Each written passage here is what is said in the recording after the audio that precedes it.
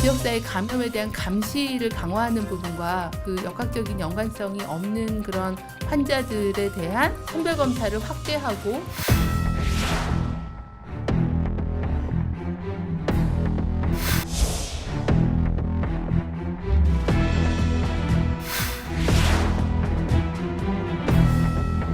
정부는 2월 19일 이전이라도 일본 당국의 조사 결과 음성으로 확인된 우리 국민 승객 중 귀국 희망자가 있다면 국내 이송 방안을 추진하기로 하였습니다.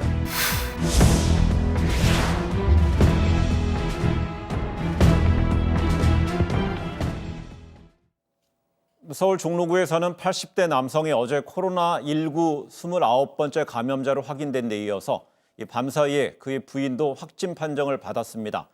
잠시 뒤 가천대 길병원 엄중시 교수와 전화로 연결해서 좀 자세한 의학적인 내용 좀 들어보겠고요. 먼저 최진봉 성공회대 교수, 박성배 변호사와 코로나19 현재 상황 좀 짚어보도록 하겠습니다. 두 분 어서 오세요. 안녕하세요. 네, 그동안에 진정 국면에 들어서는 게 아니냐 이런 분석이 나왔었는데 2명의 추가 확진자가 발생을 했습니다. 그렇습니다. 말씀하신 것처럼 82세 남성이고요. 종로구에 거주하고 있는 분으로 알려지고 있고 이분이 먼저 확진이 됐고요.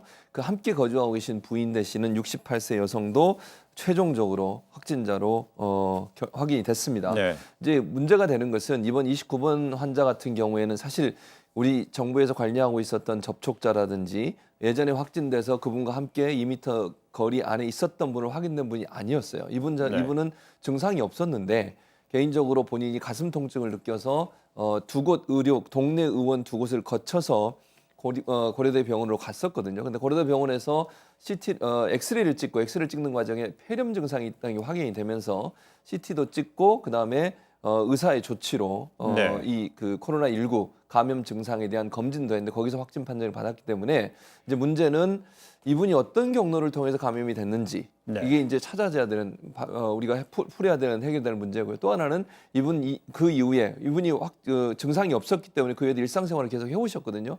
이분과 접촉한 분들을 다 찾아내서 그분들도 격리를 시켜야 되는 그런 상황이라고 볼 수 있습니다. 좀 전에 말씀했던 일상생활 관련해서 그 29번째 80대 남성은 종로 일대에서 봉사활동을 한 것이라는 어떤 내용도 좀 있습니다. 그렇습니다. 기존 확진자들은 해외에서 감염되거나 해외 감염자와 밀접 접촉하면서 감염된 사례들인데 29번 확진자의 경우에는 감염 경로와 동선 파악이 쉽지가 않습니다. 특히 29번 확진자는 사흘에 하루꼴로 종로 3가 독거 노인들에게 도시락 배달 봉사활동을 해왔다고 하고 오늘 17일에도 두 분에게 도시락 배달 봉사활동을 할 예정이었다고 합니다. 거기다가 평소에 동네 경로당을 자주 드나들었고 동대문구 신설동에 있는 한 기원에서 바둑을 두면서 소일을 한 것으로 알려지는데 상당한 기간 동안 접촉자가 다수이다 보니 지역사회 감염 우려가 커지고 있습니다. 알겠습니다.